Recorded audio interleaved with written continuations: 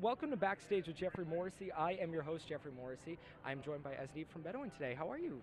Fine, thank you. I'm very pleased to be here myself. How are you? I'm doing well, thanks, and we're pleased to have you. So, obviously, this will not be the highlight of your day. You have a lot that's not true. It's too early to tell. Too early to tell. Touche. Yeah. But who are you looking forward to seeing music-wise, or who have you enjoyed seeing so far? So I'm really looking forward to catching Nicole Atkins here in a few. I haven't seen her live yet, and she's just a lovely being. So it's been wonderful meeting her in person for the first time here. I want to catch her set for sure. I want to catch Brandi Carlile today. Who have I seen? I mean, obviously Lucius, and I had the pleasure of sharing the stage with them for my set and their set, just for one song. And then just bits and bobs of other sets. It's been kind of a blur now because I'm still in the thick of it, but it's been amazing. And Brandi Carlile always puts on a great show. And Yeah. I was going to bring that up. Lucius, how did y'all's paths kind of cross, and how did y'all become friends? I met them for the first time we had a couple mutual friends in Los Angeles. So I think I officially met them for the first time when they were singing backup for Roger Waters. Oh, okay, nice. And then, we lived, come to find out, maybe like a mile or something apart in Los Angeles. And we just gradually became really close friends. And they're just so forthcoming and welcoming. And it's like meeting them for the first time, you feel like you've already known them for years. So they just make it really easy to be friends. That's what we like to hear. So you played yesterday around 12:30 or 1 at the Harbor Stage, correct? Yesterday I played at 12:05 on the Harbor Stage, yeah. See, now that's one of my favorite blocks because that's when you can discover some great new acts for folks who, may be looking for something new at a festival. Yeah, it felt really good. I mean, the stage and everything. I don't know if I'm biased because that's just where I happen to play, but it might be my favorite stage of the festival. Well, and that was a question that I was going to sort of ask in a second. I loved the setup that you have with the flowers on the mic stand. Then you had the candle and the little glass of water and the wine glass. Right. It was a good setup. What sort of inspired you to do that? How did you Probably traveling alone and having to travel as light as humanly possible. Because I tour by myself, and so I'm just kind of schlepping my suitcase and guitar and backpack and stuff. And really, realistically, it's really just staying light. What you can do with the least amount possible. What you can do with the least amount possible. I like that. Yeah. And that's almost kind of like my music.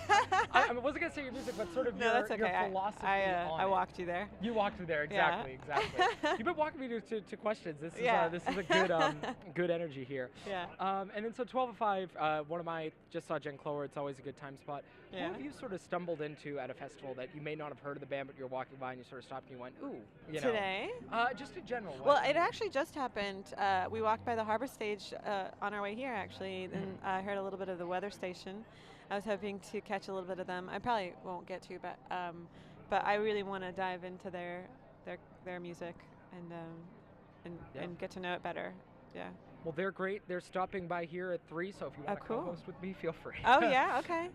And then so one of the things that I found really interesting about this, I know that you have a background in audio and that you were doing sort of work with music beforehand, but you stumbled into writing music a little bit later, lyrics and such. Well, I've been writing for a long time. I kind of, the stumbling happened kind of upon the business side of things. So I'd always written, but the opportunity to release my music came a little bit later when I met Matthew E. White, who was one of the founding members of Spacebound label I'm on. Oh, nice. But I mean, writing music is something I've always done, and just for myself, just my favorite way to pass the time. So I've been doing it for a while, yeah. Well, awesome. And then so one of my favorite quotes in an interview ever, it was, I can't walk down the street without it becoming poetic at one point. God, did I say that? You did, which I loved. I loved it so much. Well, I think that, okay, there's some context there. Okay. Well, I think I do remember saying that, and I was like, there are times where I was writing, there was one particular month, which a lot of the material from the record comes from, that I wrote, and I was just feeling so inspired that I was almost like kind of annoying that I couldn't just not I guess that was kind of the case. It sounds a little trite, but it was like felt very easily triggered, by anything happening just on the street to like go home, rush home and like write about it. So I guess it's not. So I feel like a bit of a schmuck having said that. But yeah, it's true, I guess. No, I love the quote. How did you sort of sift through that and find out, this is what works, this was just sort of a passing moment? The good ones stick, they just stick. I remember when I when I wrote Solitary Daughter, I wrote it really quickly, and I just felt really touched by it, and I just kept playing it at home, just for my own enjoyment. Like, I just kept playing it, and I guess that was, you could maybe a sign that it could stick with other people. I don't know.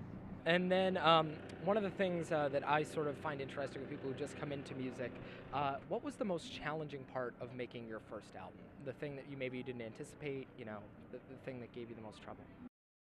I think the most intimidating part, I'll say, was that we because it was done over the course of 3 years, and we whittled it down eventually when it was time to like propose a record on the table. Like, we whittled it down to 10 songs from like 20 something or 30, and having lived with them for so long, it was then challenging to like to hand them over to Space Bomb to do the strings, because I was so attached to the space. There was so much space in it, but which is exactly the reason that they had so much room to play, and exactly the reason that it complemented, I think, the songs, what they did. But it was very intimidating, like handing them over to someone else and not having my hands on them, for part of the process. But but no, it's all good. It's all good. Yeah, that would send me over the edge too. So I can certainly relate.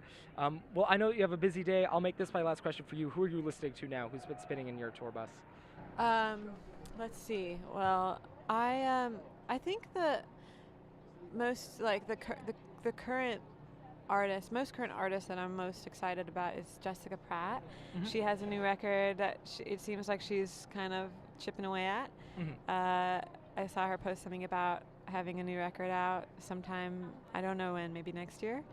So I'm really, really excited about that. I wish I could get my hands on it earlier. So I'd say Jessica Pratt. Nice. Well, I am really excited about Bedouine. The self-titled album is out now. If you aren't listening to it, damn it, you should be. Azniv from that band has been joining me today. Thank you so much. Thank you. Thanks for having me.